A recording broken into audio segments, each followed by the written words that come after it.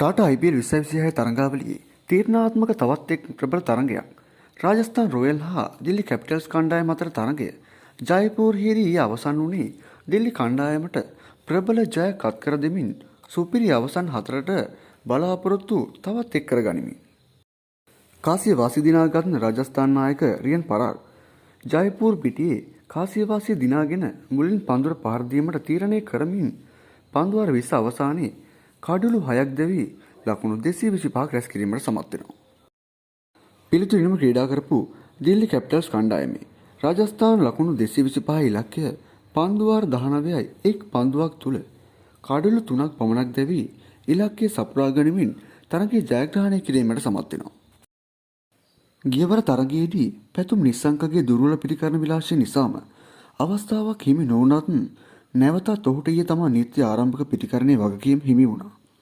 එම වගකීම මැනවින් ඉටු කළ තම පළමු IPL අර්ධ ශතකය ඊයේ දිනේ ඔහු නම ඉදිරියෙන් ලියා ගනිමින් පන්දු 33ක් තුල අගනා ලකුණු 62ක් රැස් කිරීමට ඔහු සමත් වුණා.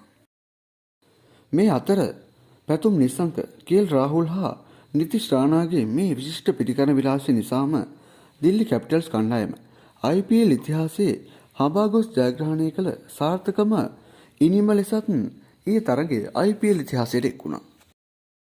මේ පිළිබඳව ඔබගේ අදහස් කුමක්ද? ඔබගේ අදහස පහතින් කමෙන්ට් කරන්න.